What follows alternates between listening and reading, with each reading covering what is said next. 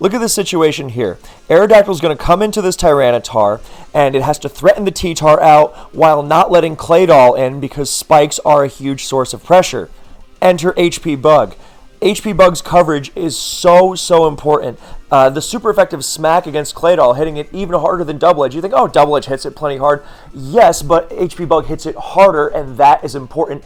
And it has this important neutral coverage because Double Edge or HP Flying into Celebi, both of these let in T-Tar. Being able to hit T-Tar and this other Pokemon in the same move is so important. And let me tell you, being able to threaten Celebi harder than HP Flying, you cannot overemphasize how important that is, especially given how disruptive Calm Mind or even Swords Dance Baton Pass Celebi can be, and completely disrupting the kinds of spikes teams that Aero anchors. Aero's whole thing is cutting off these fast offensive threats before they get out of hand, and Celebi is a nightmare of a playmaker to go up against. You really want to be able to smack it harder. Even if it's just like threatening you on its own, you gotta be able to threaten that extra damage. And not letting in T-Tar, then it's just even better. Not just because T-Tar might pursue you, but because you don't want to let it, get off a free focus punch or a Dragon Dance or whatever.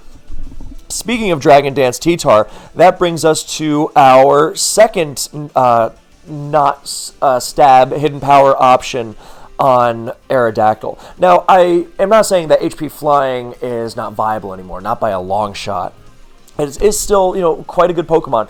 The best thing about it, generally, is its neutral coverage. There's no other move that hits Gengar and Swampert in the same move. That is really nice. And of course, having stab means that, you'd rather chunk a resist with that than, something unstabbed, especially with the rather meager base power. Plus, if you are trying to protect your Scar and Bliss T-Tar team against fighting types, and you're really afraid of them, then yeah, you do like being able to threaten that Cold Oko on Heracross, on Breloom. You think someone's going to get goofy on you with Hariyama, then yeah, go for it, absolutely. The thing is, though, these Pokemon are famously easy to wear down because they're weak to sand and spikes, and they don't heal. That's the thing about Celebi. It heals. It gets back up to full. You're not just going to knock it into HP Flying range. Also, it's really bulky. So, yes, you do prefer that HP Bug. So, yeah, if you're really concerned about these, then yes, go for HP Flying. If you are not pursuing the Gengar with your Pursuit Tar, because you don't have Pursuit on Tar, and you are afraid of Gengar messing you up, you want that extra insurance against it, yes, go for HP Flying, and, let yourself hit Gengar and Swampert or Flygon in the same move. That's another really big one. That's really nice. But generally HP Bug. But sometimes you are going to want to run an alternate kind of team that is really good against everything else except for DD Tyranitar. And seeing as DD Tyranitar is the biggest threat in the tier, then you don't really want to just say, oh, well, I'll knock it into EQ range for Aero. No, T-Tar is bulky, and a lot of the time it is going to set up at high health. So you switch Aero in, and it's going to be out of EQ range for sure, and you can't prevent it from getting that second DD with Earthquake. Because if you stay and try to weaken it into EQ range, it's going to DD twice with whatever is giving it that setup, like McMegan's team. T-Tar 4, Zapdos, Claydol, Jirachi. Very good defensively, but that DD Tar is going to be an issue.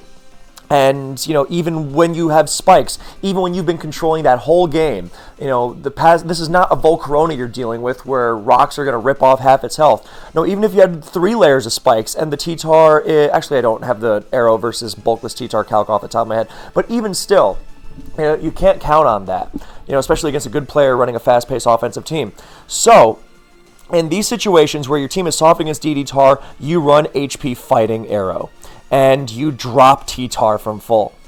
And that is... It enables a team like nothing else, because no longer do you have to go, oh, well, I want to matchup fish into DD Tar. You don't want to do that. I'm not saying it's something you want to make a habit of, because, that can be very punishable if Aerodactyl is your go-to T-Tar hincer all the time. But you see where it can come in handy. It's got all sorts of other cool applications. Ever since HP Fighting Arrow was discovered, people can lead off with it because people say, oh, the arrow is leading off, and I know HP Fighting gets used. I better switch my T-Tar out. You don't even have to actually have HP Fighting, but you lead off with arrow, and suddenly your opponent is thinking that might have HP Fighting. I will not risk my T-Tar. I will switch out on the first turn, and you are in business from there. So HP Fighting Arrow also has the very nice benefit of if you're using Arrow to break through Blissey, it can be surprisingly obnoxious. Mostly if the Blissey has Thunder Wave, that is when it gets scary because it can completely ruin. I mean, look, in a late game scenario, if it's just Arrow on Blissey, then yes, you can get T-Wave and still win, barring yellow magic. But generally, you will need to threaten to take the Bliss out cleanly if you're afraid of T-Wave, or just in general. Like maybe you switch into a Mixmen's Dragon Claw, very likely, and you are in Ice Beam range now.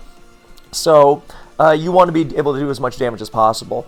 Bold Blissey, the defense boosting one, then it is not as common, but I mean it definitely can take those hits better. But even standard Modest Blissey, it is not a Pokemon you take out from super high health with Arrow. It's more a Pokemon that you threaten the fact that Blissey can't switch into it, but you don't really want to switch Arrow into Blissey one-on-one because the threshold for actually OHKOing it is way too high. Now, again, I'm simplifying the situations. If you want to sacrifice your Arrow to bring Blissey into range of spikes because you've got a Zapdos in the back and Zapdos wins if Blissey goes down, then yes, do that. I'm not talking about that situation. I'm talking about the much more common situation where you need to drop it like from where it is.